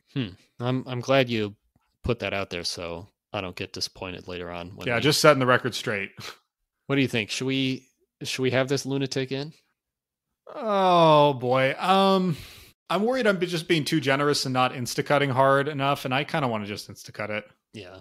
I think we gotta, it may be playable, maybe, but we gotta just get rid of some that may be playable. Yeah. You got to draw the line somewhere, yeah. And I think we can draw it at Kami of Lunacy. All right, line drawn. Well, let's talk about another black flyer, Kami of the Waning Moon. Great name. 2B for a 1/1 spirit with flying, and whenever you play a spirit or arcane spell, target creature gains fear until end of turn. So there are 9 cards across the whole block that either have fear or can give fear to themselves or to another creature. I don't have a great, well-articulated reason for this, but I just feel like this is one we can live without. I just can't get excited about a 3-mana 1/1, even if it has You flying. live in fear of fear, Connor. I do live in fear of fear. I want minimal fear in this set as much as I like scary things. The art is already scary enough. Yeah. In the set, this art isn't very scary. Yeah, this one's weird. It kind of makes me nervous. Like, I don't think it's that good. A 3-mana 1/1 flyer is obviously not setting the world on fire. Repeatable fear is nasty, in the same way that Dance of Shadows was. Mm-hmm. And I don't love that from a play pattern perspective. It's got the same fear problem, and additionally, if your opponent is able to, is playing black, then this gets a lot worse because it essentially doesn't do anything. And now you're just playing a 3-mana 1/1 flyer, which is just embarrassing. Like, it's an awkward card for that reason. Yeah. Awkward is a good word for this guy. Yeah. The other awkward thing about Kami of the Waning Moon is that black along with green is the primary soul shift color. And this is one of just 2 3-drop spirits in black in the whole block. Whoa. Which is really awkward. Like, there's this giant gaping hole in the soul shift mana curve right at 3. That is the one thing that makes me think maybe we want some copies of this, even though I'm not a fan of the card from a power level or a play perspective. Yeah, it's a little I get what you're saying, but I'd be pretty disappointed to be soul shifting this back. Yeah, that's true. Maybe I might just want a 2-mana. I might just want an Ashen-Skin Zubera instead of this guy. Okay, that's interesting. Yeah, and the other 3-mana one is Thief of Hope, who I like quite a lot. Yeah. I think he's fun. And then I guess, if you're in other colors, green has Kami of the Hunt, Gnarled Mass, these kind of nice curve fillers on 3. And of course, our boy, River Kaijin, comes in at 3. Mm-hmm. Yeah, I think I'm fine following you down to an insta-cut on this. I think I just don't really want to play with it. Yeah, I don't think we need this. Let's go to Kiku, Knight's Flower, BB, for a 1/1 human assassin, legendary. 2 BB, tap. Target creature deals damage to itself equal to its power. Okay, let's start with the effect. I have lots of thoughts on the art, but let's start with the effect. I think the card is good. bordering on obnoxious. I built a spreadsheet to just try to figure out how many creatures this kills in the block because I couldn't figure out a Scryfall. You gotta have a separate spreadsheet to do that. Yeah, though there is a dedicated spreadsheet. I'll link it from the show notes or the blog post or something. She kills a lot of creatures. So there are, of the 336 creatures in the block, she kills 264, which is fully 80%, which is a lot. That's a lot of killing power for a 2-drop, even if the ability is pretty expensive. That's higher even than I thought. We've been talking about all these, low toughness creatures, but that's 80% is higher than I would have expected. Yeah, and she also, unlike our ogre friend from earlier, she doesn't require any special investment to do her thing. She just starts doing it starting next turn. I do think she's very slow. Like, obviously 4 mana is slow, but I think this is maybe slightly less devastating than it looks, purely because it's an extremely vulnerable creature at a 1/1. It has no other, no ability to go mix it up and fight. And 4 mana is a lot to have to pour into it. So I think she's maybe, I worried at first that she's dangerous. I'm not sure she's dangerous, but I do think she's strong. I feel like this one's going to be, or is, hard for us to evaluate without having played with her a little bit more. Because playing this on turn 2 as a 2 mana 1/1 that can't do anything until turn 4 is, not a great moment. And it seems like a really strong ability, but it's on such a squishy body. You got to wonder how long that's actually going to last and how much impact it's going to have. Also, she cannot kill River Kaijin. Oh, unplayable. So that's a big strike right there. Yeah, you need to be able to counter that, firmly in every color. You need to know what your River Kaijin strategy is. Yeah, and it's not Kiku. This might actually be my least favorite art in the entire block. I absolutely loathe this art. Wow. Yeah. Strong feelings. Tell us more. I like that there's a weird Dutch angle here. That is basically the one thing I like. We don't get a lot of that in Magic art. I think it's fun that there's an unconventional angle. It all goes downhill from there. So I think she's supposed to be dropping this rose in the art, but there's not really any sense of motion to it. And so it kind of just looks like there's a rose floating in midair or like a decorative motif in the art. There's no real sense of motion to that. And then her proportions are all kind of awkward, especially in her face. If you zoom in, her face looks like, she actually looks basically like Nicole Bolas's goblin face, baby chibi version of Nicole Bolas. She looks like basically Nicole Bolas on a sort of generic sexy ninja lady. The background is I don't even know what the background is. It's just white with some cracks or tree branches. I don't know what we're looking up at here. I thought they were tree branches, but they don't really connect like tree branches. The closer you look, yeah. It's just it's just oh wait, I need a background. It's kind of the, a lot of alpha cards have this of oh background, right, got it. Let's do a wash. Yeah. And this kind of has that same look to it. Yeah, I feel like with the flower that I assume she's dropping it, but that's actually the first time that you mentioning it just now was the first time I've ever thought that that's what was happening in this card. Oh, me too. I've looked at this for 18 years, and it was only yesterday when I started to study the art. I was like, oh, she's dropping the flower. I was just I always thought there was just a flower floating in the art. Yeah, it's just sort of hovering there. Maybe she's channeling her magic through this flower. But what frustrates me is if the flower had sort of been angled in a different way so that the stem was still pointing up toward her hand, it would sort of suggest that it's being dropped, something like that. But yeah, it just looks really awkward hovering there at kind of covering her elbow. It's also super literal. She's the knight's flower, which I just take to be a sort of, she's some kind of assassin lady. But, it's oh, flower, got it. Put a flower in the art.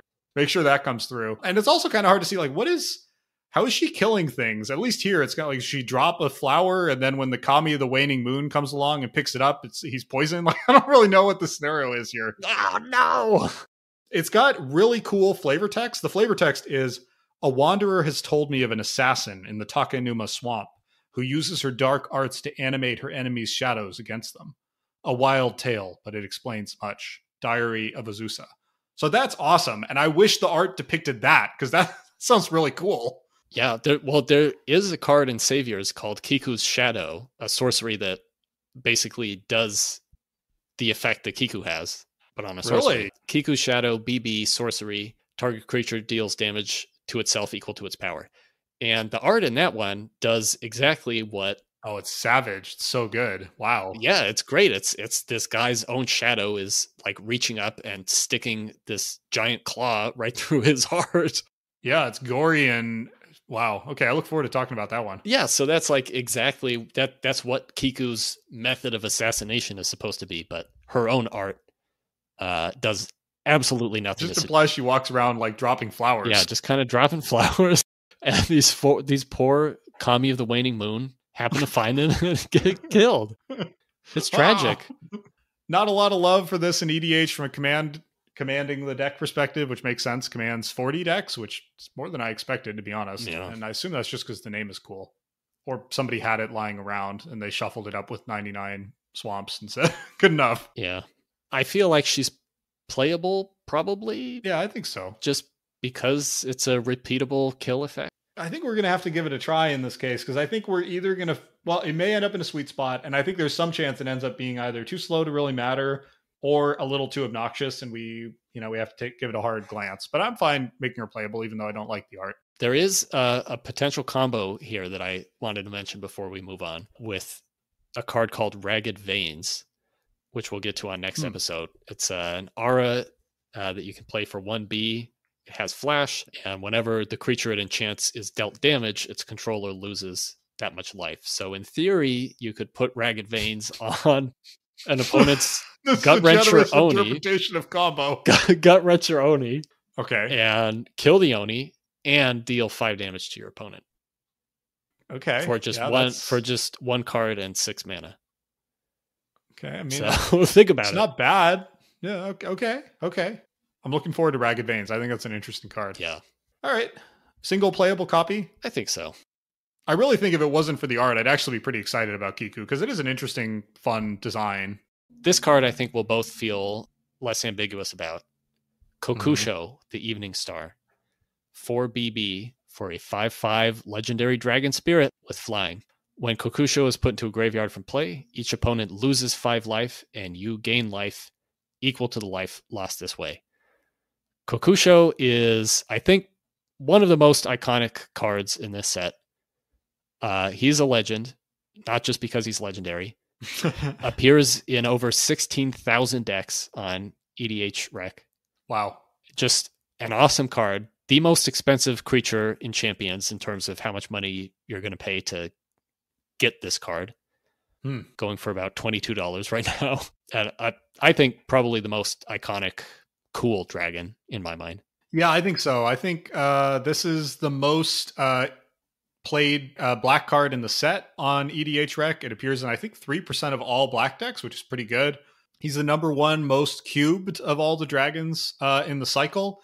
He appears in 4% of all cubes, which again is really solid for a Kamigawa threat. Yeah, and he's just really playable. I mean, honestly, not even just playable, really, really strong. Like 6 mana, 5/5 flyer, obviously great, just on its own. And then the life-linked Lava Axe that comes with it. I mean, obviously Lava Axe isn't a great card, but typically to dome your opponent for 5, you're looking at like 4 to 5 mana. So getting that tacked onto a 5/5 flyer for 6 is really, really good. And then you gain the life on top of it. This thing just slays. Yeah. And, I really like how, the design of the Dragon Spirits is meant to create this damned if you do, damned if you don't situation where your opponent is either having to take 5 damage from this dragon every single turn, or if they have a way to deal with it, they're still suffering, a pretty painful death trigger.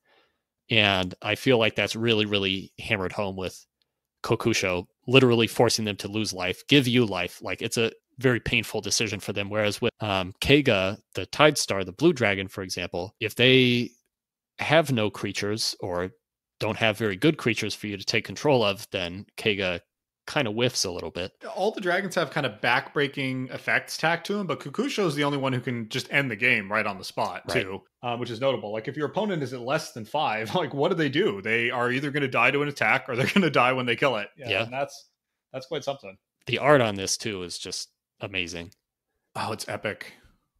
He's Kokusho looks like flying through this kind of celestial mountain range, maybe. Like, he just looks enormous in this art, like miles and miles long. His tail is sort of sweeping through these clouds that are also kind of forming some sort of creature. if you look in the top right corner of the art. It's a little unclear what's happening there.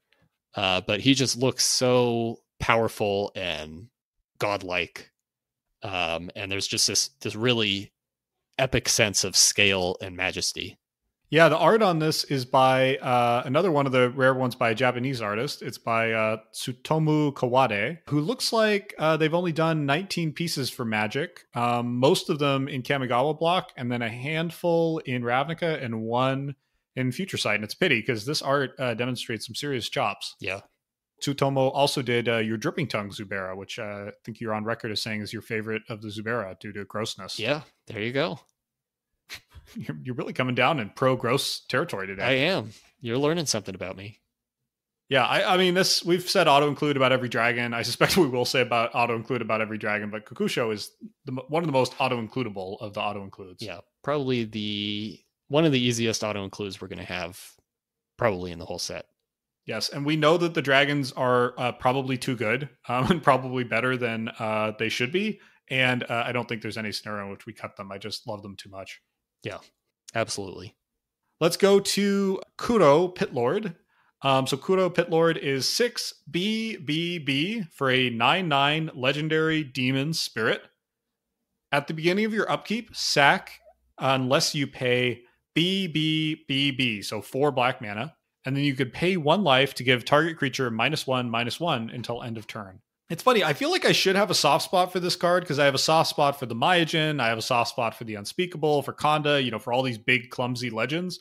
But Kuro just, he leaves me pretty cold. Like the art, I think, is fine on this. It's almost too abstract for me, like kind of like a collage or something. But there's just something about the design of this card that makes me sad. Like he's a 9 mana 9/9. And he does have this powerful ability to kill a bunch of stuff, but by the time you get to casting a 9-drop, you may not have that much life to play with anyway, and he doesn't have any kind of combat ability. And then there's like there's an asymmetry to the design that I find really irritating of he costs 3 black designated to cast and 4 to maintain, which just feels clumsy. I don't know. I've never liked Kuro. Yeah, that asymmetry is a little annoying. I think what bothers me about him is that there's no evasion at all on Kuro, so you're paying 9 for a 9/9 that doesn't fly, can't trample, doesn't have fear, doesn't have any way to get around a 1/1 blocker other than this pay 1 life, -1/-1 triggered ability. And I took a look at sort of the big Demon Lord type cards throughout Magic's history, and if you go all the way back, like looking at everything from Lord of the Pit back in Alpha to the modern era, substantial majority of these big demon lords have flying, trample, or both. Kuro, who's like above average cost for a demon lord, has neither. Yeah, and he invites the comparison, right? He's literally called Pit Lord, so you can't help but compare him to Right. Lord of the Pit. Yeah. And it's particularly frustrating there because it's alpha, the power level, I mean, apart from the broken outliers, is possibly even lower than Kamigawa, certainly not higher. It's like, why does he not get something? Like, you're paying 9 mana, just let me win the game, basically. Yeah. I will say, like, as annoying as the asymmetry with this sort of, sustained cost of BBBB is, it's pretty doable. He's not a demon that's making you sacrifice a creature every turn or discard your hand or something like that. Like, if you're getting to the point that you can play this guy, you're going to be able to pay that mana. And I do think that this pay 1 life -1/-1 thing is a little bit more significant than you're giving it credit for, because black does have some, kind of decent life gain in this set. Mm-hmm.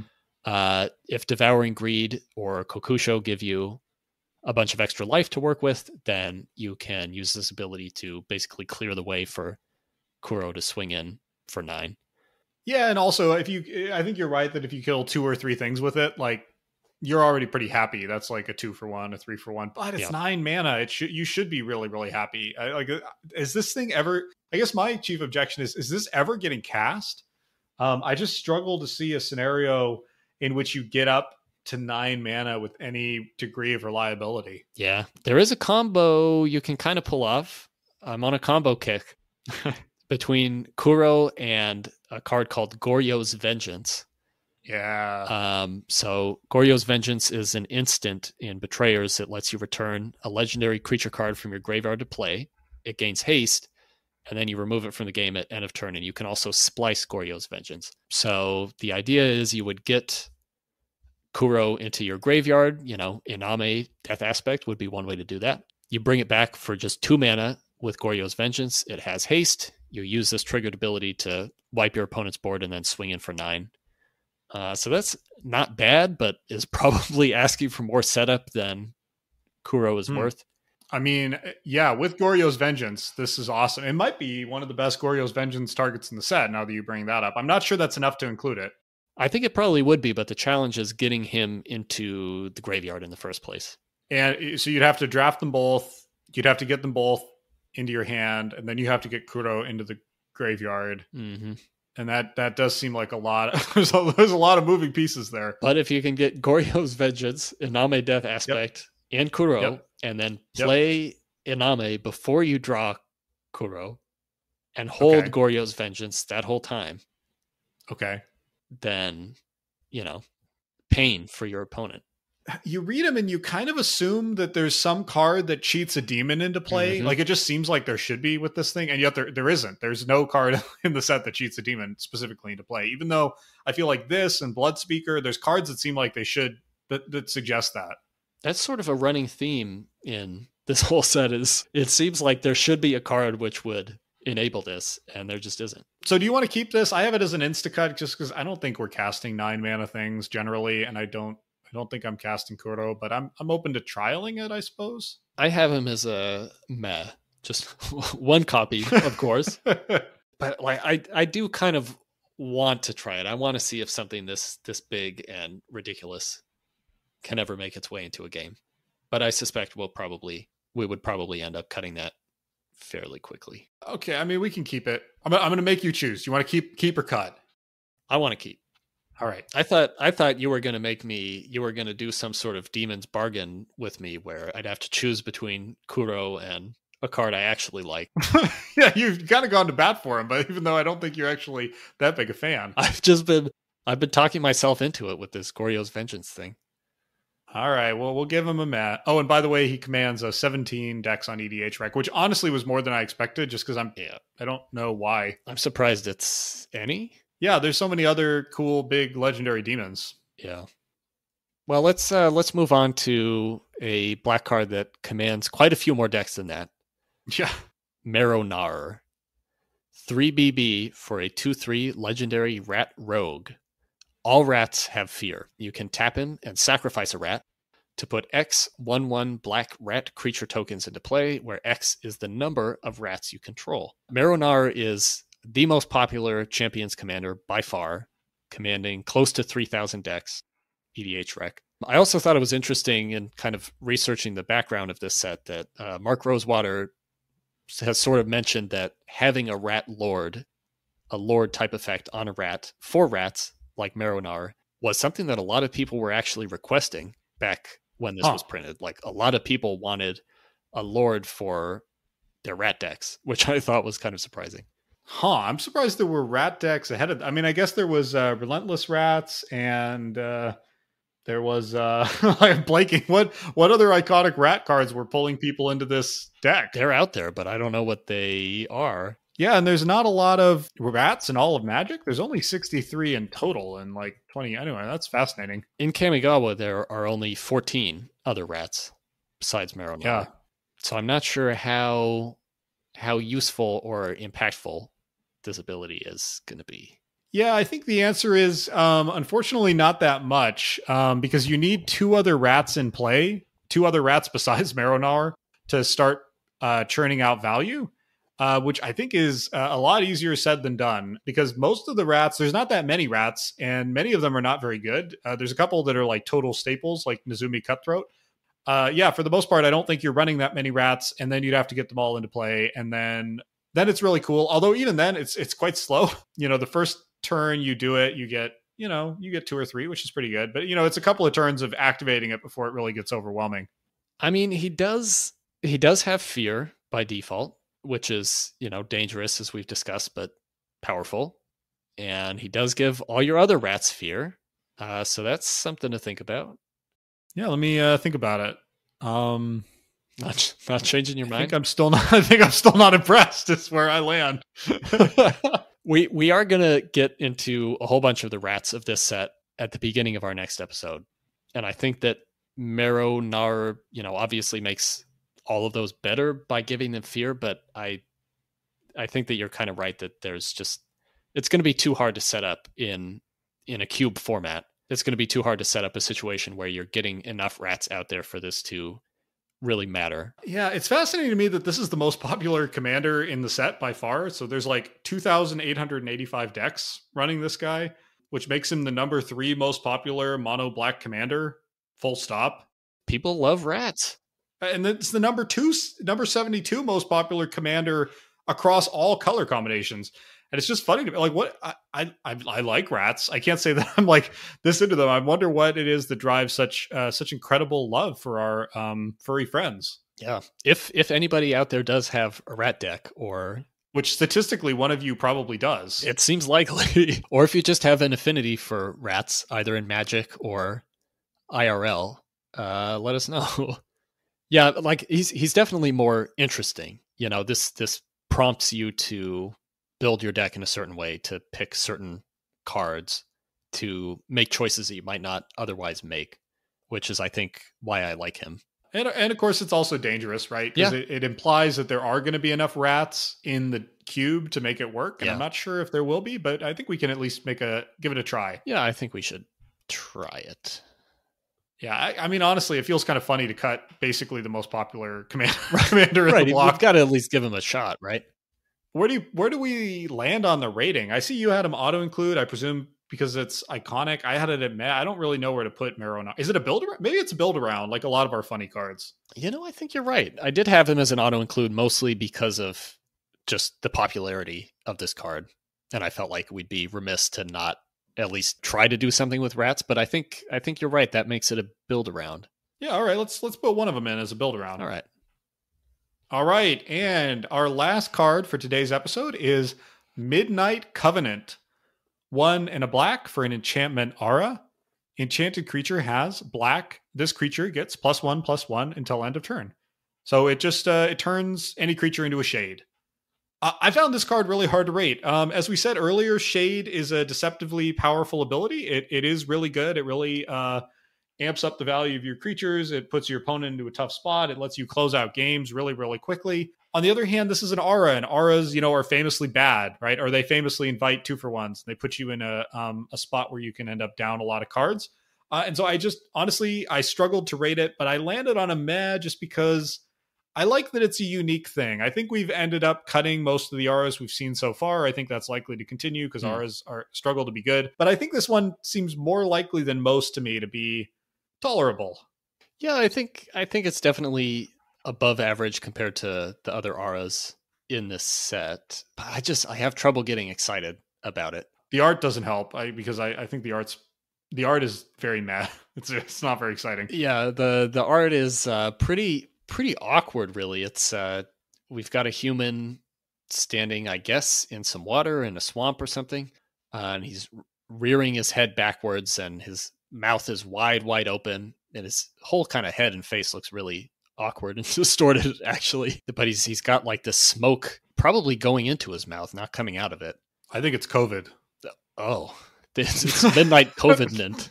Well, I definitely don't want this in then. Oh no, I biased you further against it. Yeah, he's got these big distorted hands, which I think is a common symptom. Yeah. But I see the value of this card. I see where, it would be good, especially on one of the numerous flyers we've seen, but I just have some trouble getting excited about it. Yeah, I do too. I honestly, I'm mostly fighting for it because I just feel like we've got to include a couple of auras. It just feels funny to not have any, and I think they're all pretty bad, except for the one that gives regeneration. I think it's called Blessing of Leeches and Betrayers. But I'm not going to pretend I think this card is great. I don't think it is. I hadn't thought about it from that auras angle, so maybe we keep it in just so we can have a little bit of enchanting of creatures happening.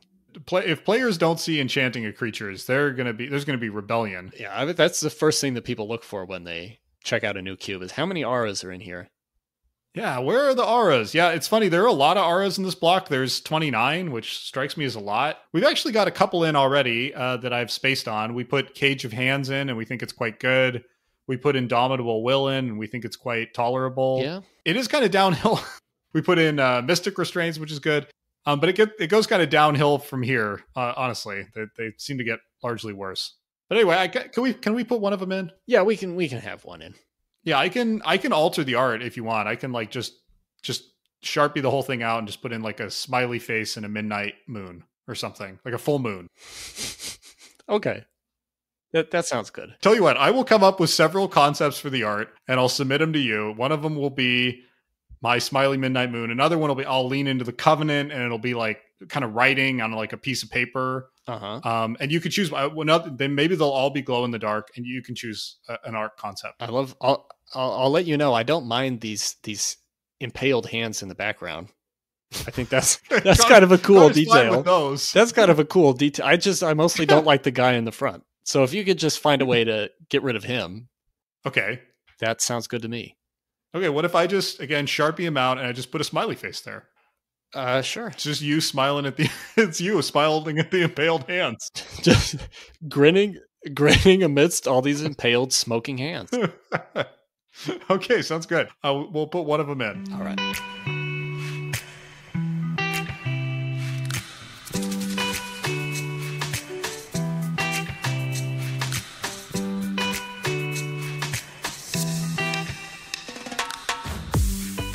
Well, my dog is looking at me like he who hungers, so I better go give him some marrow to gnaw on. If you have any feedback, thoughts, or memories to share about any of the cards or topics today, or about any Champions of Kamigawa cards that we haven't talked about quite yet, you can always email us at clockspinningpodcast@gmail.com.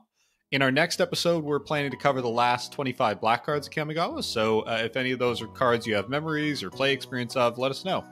And you can also follow along as we develop the cube. Just follow us on Cube Cobra, and you can check clockspinning.com for links to the cube. Until next time, though, I'm Austin. And I'm Connor. Thanks for listening.